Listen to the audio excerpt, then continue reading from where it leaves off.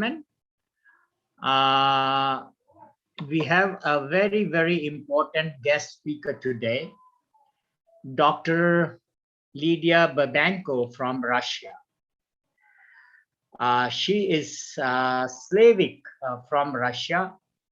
We already had 2 lectures on Slavics.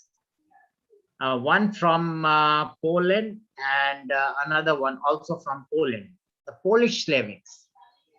We are in contact with many, many Slavics, and I'm very, very happy that Slavics are very, very close to Hindus. I mean, that is the discovery we have made. And after today's lecture, after a few weeks later, we are also going to have another lecture by a person. You have heard him, he's a Mayan, and he says that the Mayans are very close to Slavics too. That's a great surprise. So the Mayans are very close to Hindus. The Slavics are very close to Hindus. And he said the Mayans are close to Slavics too. So it's a trio. So can you imagine how far it's in America, Mayans and the Slavics in whole of Eastern Europe, and Indians in in Asia. So you can imagine, I would say rather, because we have done a lot of studies, and next week we are going to listen to Lithuanians too, and the Baltics. In the earlier time, even the Lithuanian and Russians, they were getting married. You know, the marriages, royal family marriages were going on. So was with Ukraine, Belarus, all these Eastern European countries. They have almost the same culture. And in the first 2 lectures, we explained that most of the gods and goddesses are very, very similar to Hindu gods and goddesses, like Perun and the underworld, you know, the Veles, underworld Veles. And as I had mentioned, that the entire culture of Slavics is matching with the Sanatan Dharma, the entire thing. It's matching so much, but I will not go into details of it because Dr. Lydia ji will tell us more. Let us hear her more. So I gave little bit of more introduction about her. So Dr. Lydia Babenko, she is from Russia. She is MD, ND, and psychotherapist and transpersonal psychologist. She's a specialist in Ayurveda and naturopathy. And for the last 11 years, she's a coordinator of Anka Meditation and Divine Love Society in Europe and Russia. How wonderful. When I first interacted with her, instead of saying namaste, she said Radhe Radhe. So I will say Radhe Radhe again to her. Please join in Dr. Lydia Babenko and do enlighten us about the Indian, Hindu and Slavic relations. And once we have these 4 lectures on Slavics and Hindus and Mayans, you can imagine the whole of Eastern Europe we find so close with the Hindus in India. So that's a very wonderful discovery that we are going to tell to our listeners and all those who have joined us today.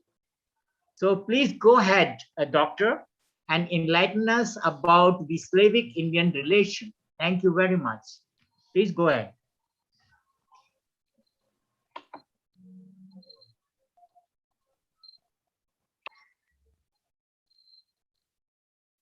You are muted. Please. Oh, sorry. Yes.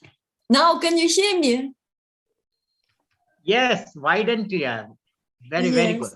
So, Radhe Radhe, Namaste.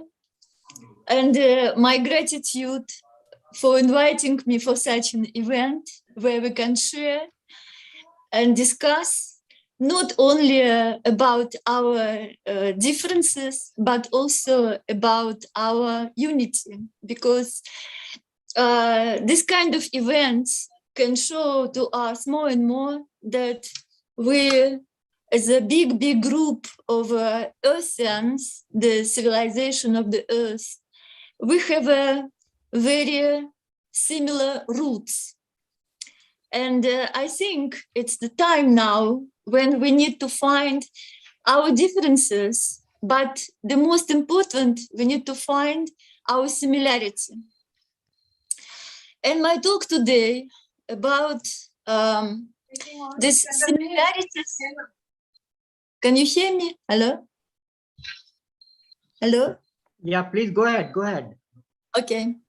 So my talk today, just to find some parallels between our two great cultures, and all discussion are welcome if somebody will be disagreed or will want to add something, maybe some more discoveries. And this topic was, for me, a very interesting topic for the last about 15 years. And my interest for the Slavic Vedas came out of Indian Vedas. So I knew about Slavic Vedas in India when I've been traveling there. And my teacher told about Veda, and I told him, you know, Veda is the Russian word, Slavic word, because it's not only Russians who use this word, it's Bulgarians and Slovenians, etc., Ukrainians, of course, Belarusians. So we all use this word for the same meaning. It means the knowledge. Not just an information, but Veda means the knowledge that brings you to the truth. And why do we need to know the truth and how we can get it? So many years, thousands of years, we are living in an ignorant way. So we're imagining our history is rewritten by the winners. We have civilization of the wars. How can we get the truth? And I found like between my patients, my clients on psychotherapy, I'm also a psychiatrist, the more we are far away from the truth, the more we are unhealthy. The more we are closer to the truth, the more we get the energy to be balanced, healed, to be successful, and to be satisfied in life. So I think the importance to find the truth is the way to find the key for the balance and health. Health mental, health emotional, spiritual health, and of course, physical health. And this is where the Ayurveda is reflected very much the traditional ways in all the Slavic tribal cultures that we have now in our planet as a folk medicine. If you will touch the traditions of folk medicine in Bulgaria, in Russia, in Siberia, in Ukraine, even in Germany, in Prussia, you will find so many similarities between the Ayurvedic principles. However, Ayurveda is a science, of course, integrate all this knowledge into the structure, classified, and becoming to be a real science. So my interest being a doctor, medical doctor, and a psychotherapist, of course, not only for the cultural aspect of the topic what I will speak later, not only about the spiritual or religious, but also I was very curious about genetic base of our closeness and of our similarities. In our days, in the last about 10 or 15 years, in Russia, there are a few professors. One of them is Klosov. He found that human race is marked with a particular genes. And he found this some combinations of the genes, he called it the haploidal group. This similarity of this group actually marked the traces of the migrations, some race or some ethnic group from one places of the earth to another. So then he found that the haploidal group of old Slavs, or pro-Slavs, because the Slavic tribe as a name came out about 4,500 years ago.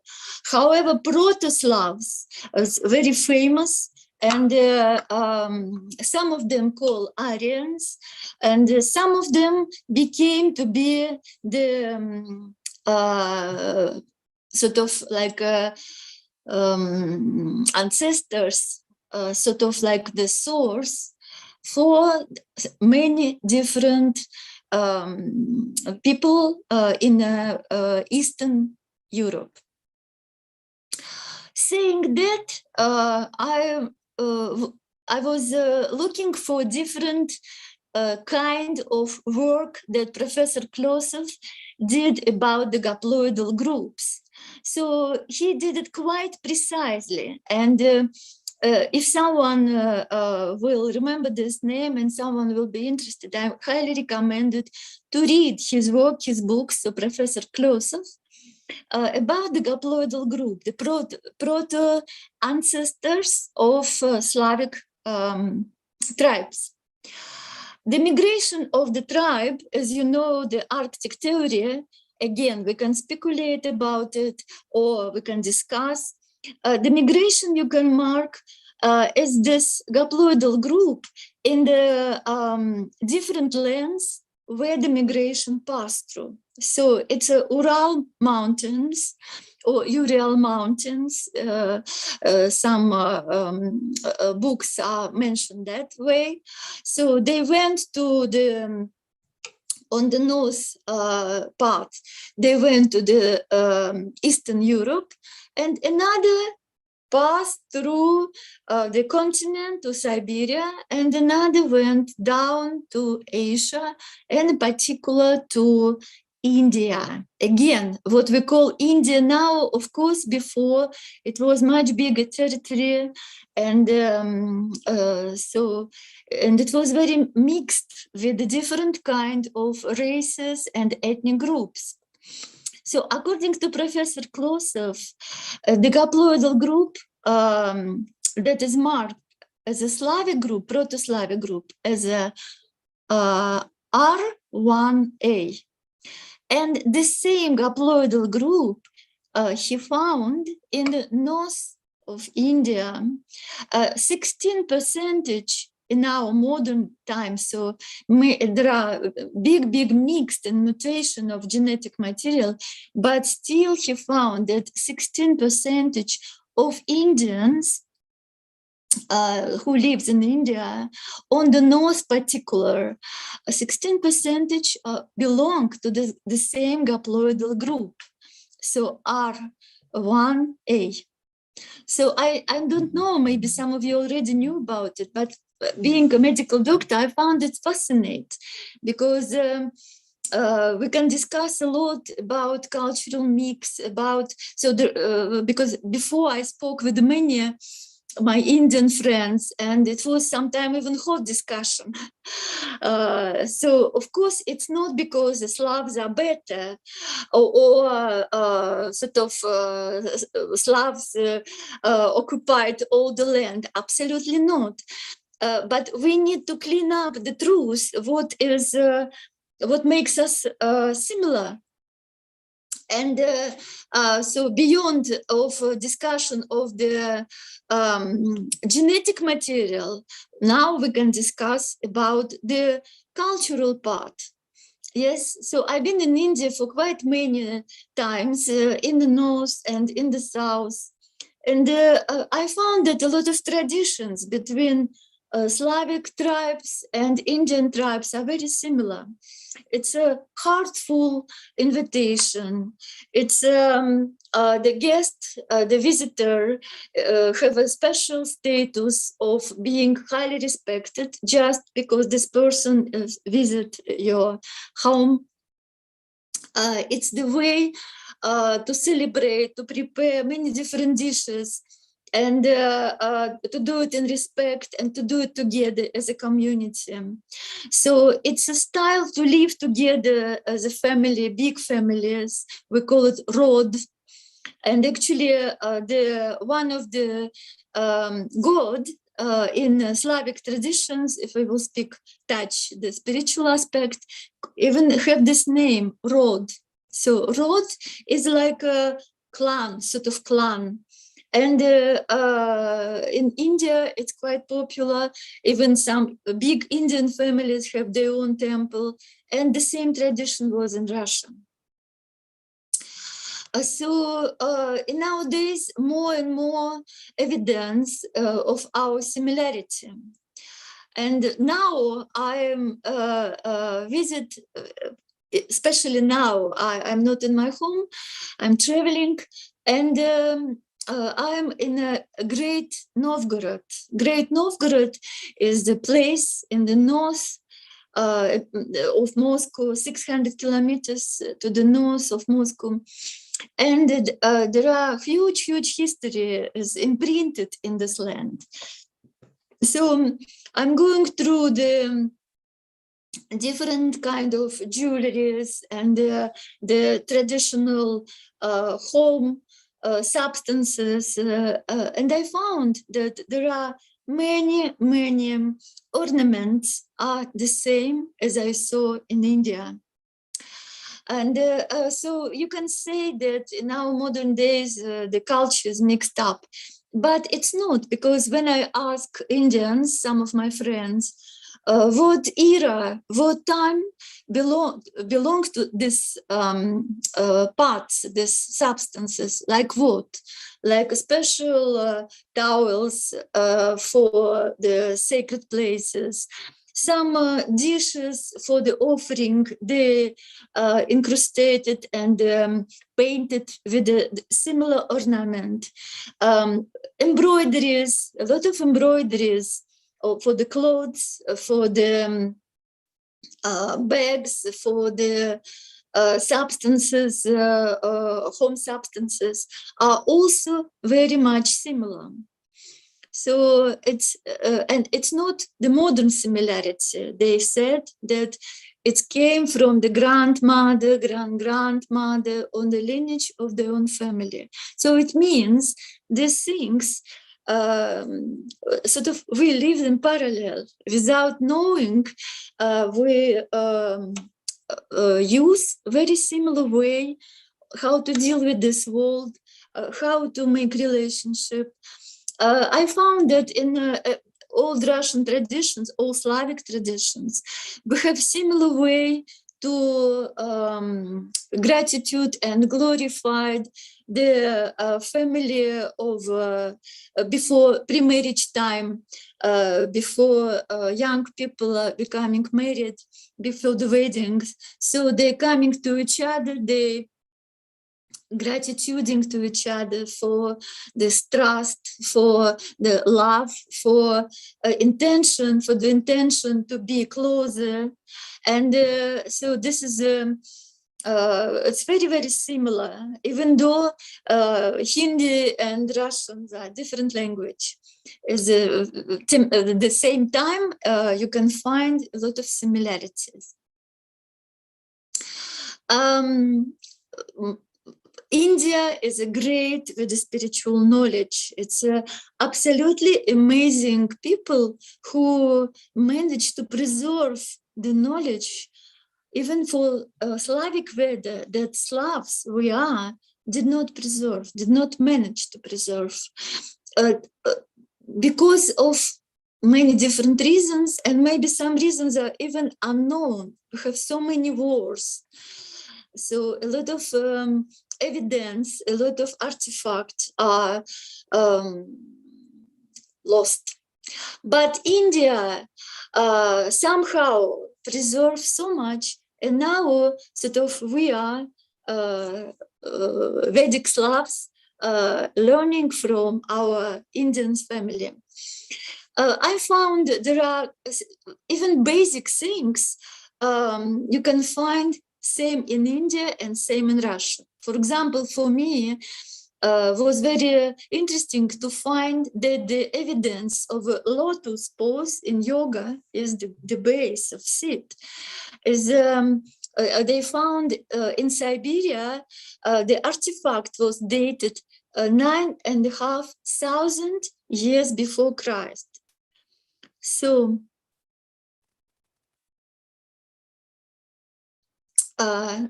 so 9,500 years before Christ. It means it's about 12,000 years ago.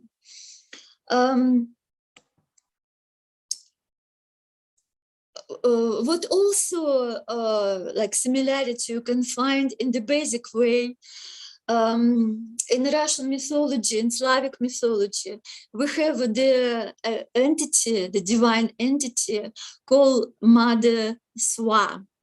Mother Swa, being a wife of Svarog, one of the god of Slavic pantheon, Svarog, and the symbol of Svarog is a kolovrat.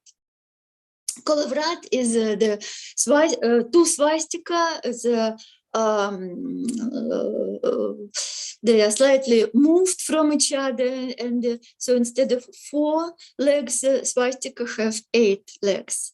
So this is the symbol of Svarog god, and his wife have been Mother Swa. Yes, in India, Swa, in Indian Vedas, Swa, the sound Swa is entering all the ritual, a lot of yagyas, a lot of spiritual events, mantras, the chant. This slog is printed in Rig Veda, and it's mean very similar. It's mean glory, the brightness, the radiance. But in Russia, in Slavs tradition, Swa also, Mother Swa, have the bird's image, the bird image. So what more we can see the parallels? I can speak about moksha and svarga. The Indian Vedas and concept of moksha and svarga very much reflected the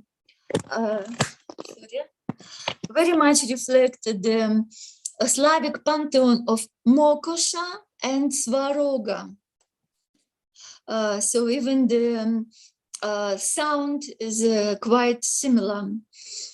So what more? The tradition of Agnihotra, yes, and Havan, what is in India popular, not just popular, it's actually the base of transformation, where the knowledge became to be a power.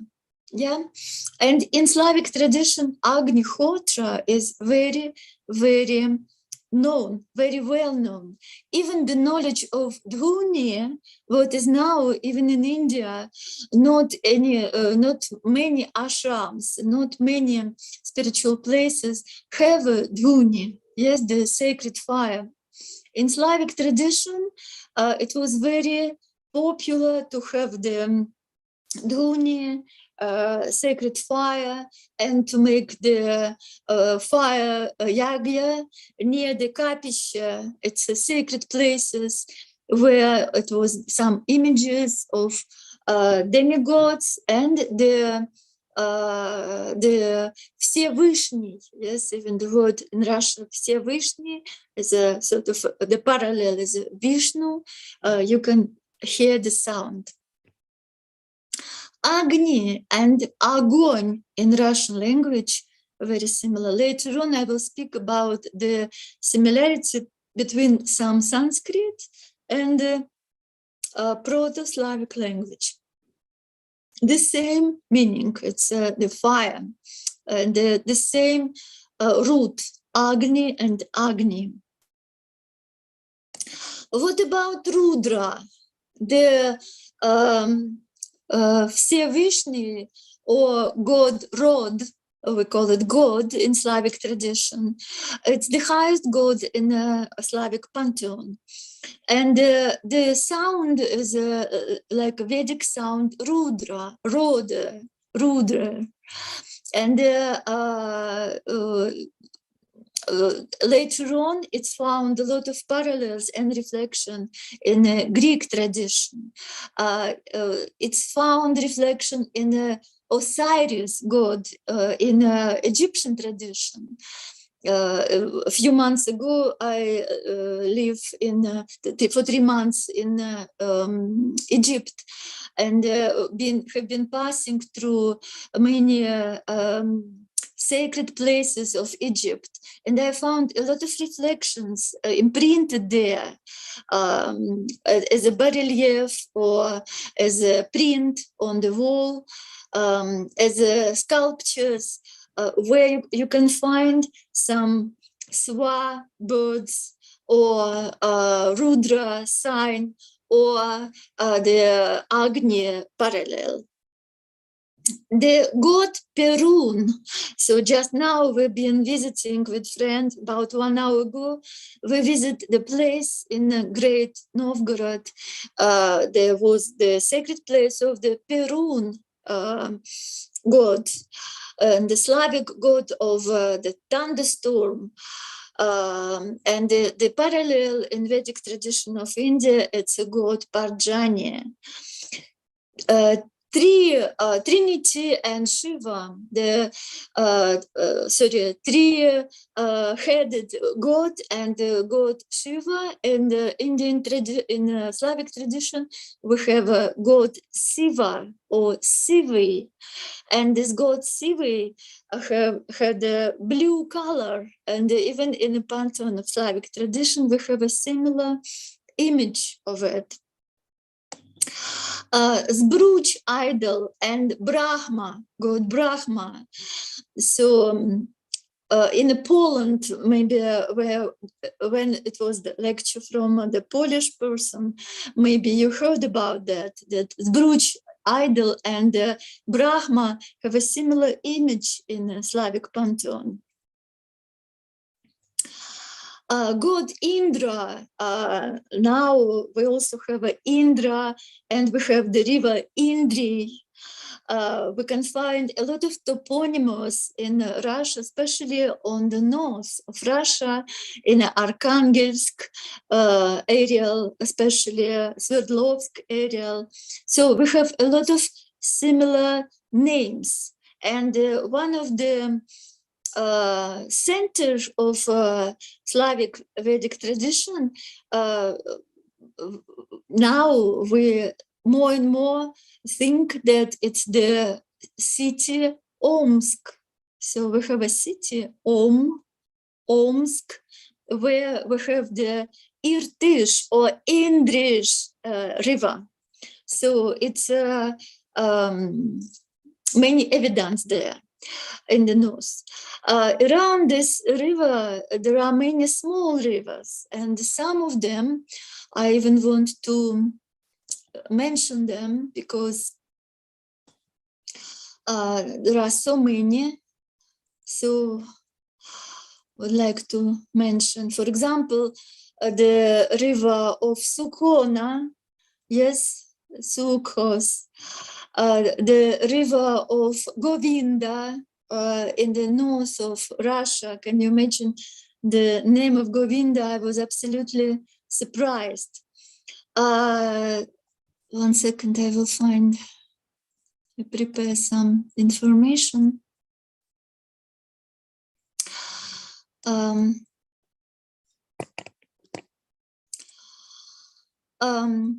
When we talk about Veda, we need to speak about 3 different books in Russia. We have the book, it's called Slavic Aryan Vedas. And we have these books now written by modern authors.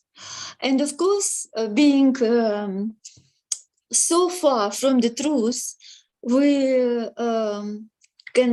have to doubt many speculations about it, because it can change many point of views for our civilization, for our society.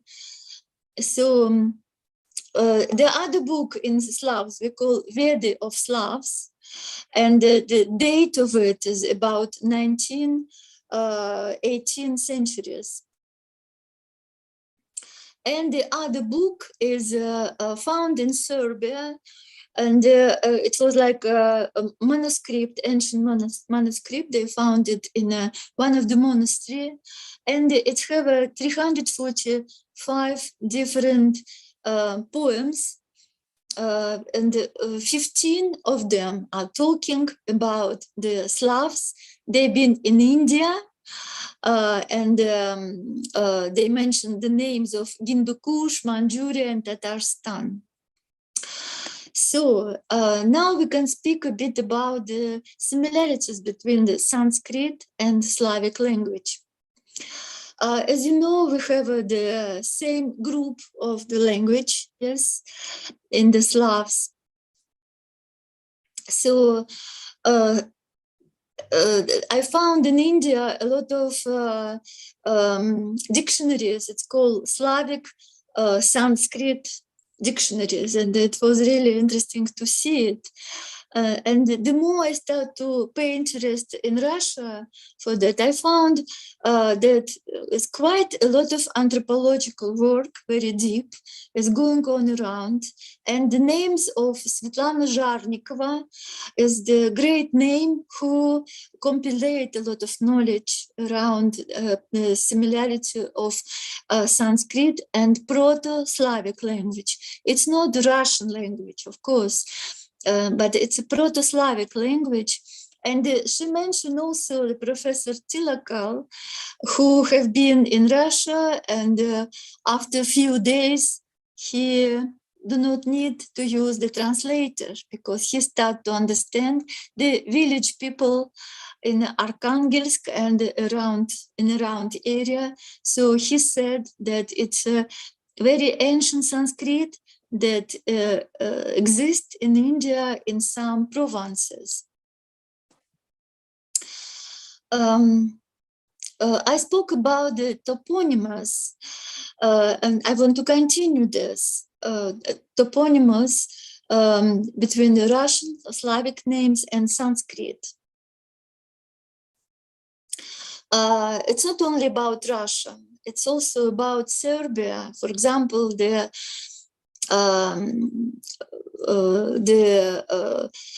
Parachiner in Afghanistan and Parasin, Roman name, came from Horgosh, Horgas from the Serbian language. It's have a similar roots. Sorry. I would like to ask if somebody would like to have a discussion already about it.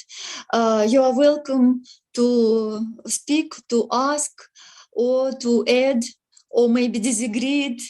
Maybe you will mention more evidence. Please join and unmute the microphones.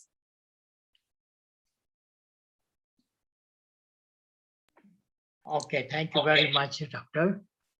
Yeah, we'll request people to ask questions. Yeah, anybody having question, please?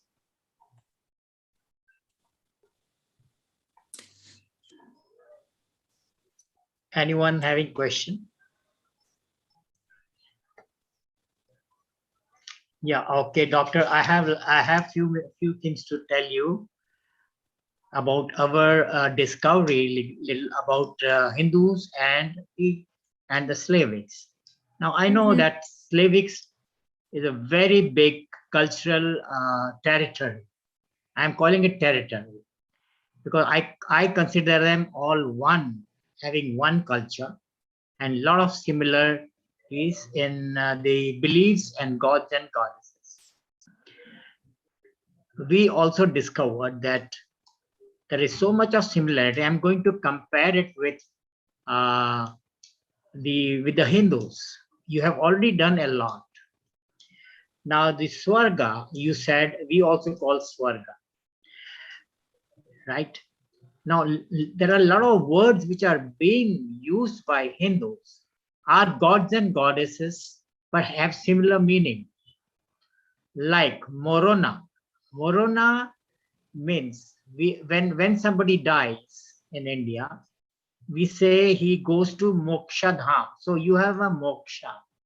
So when moksha means a body, a person is cremated and he merges with the mother earth. So you call goddess moksha. So and that's a mother earth. So this is a common word of moksha. Similarly, there is a bird in the sky which is protecting the universe, and you call it Gagana. And we call sky Gagana. It has the same interpretation, but Absolutely. same thing, yes. Now, same is the gods. We have same concept. You have a cosmic tree, and with the four gods right on top, with Perun as one of them. And as you said, there are three gods and one more god. And then the Perun has a white horse. We also have Perun with a white horse. Underworld, there are many dragons. We also have many dragons. You call them Vele, we call them Val. There's no difference at all. And the Mhm. Vele has a black horse. And on the earth, you have a white stone, which is like Shivalinga. And you have a well next to the Shivalinga, which has a white fluid, white liquid. And when we worship Shivalinga, we pour white milk. Similarly, we have Sarveshwar, protecting. And that's another form of Shiva. And you call him Griffin. Now, all these concepts are similar. There's no difference at all. So we have a festival called Holi. So we call Holika Dahan. Dahan means the death. And the death, Dahan can also. So when somebody dies, we call them Marna.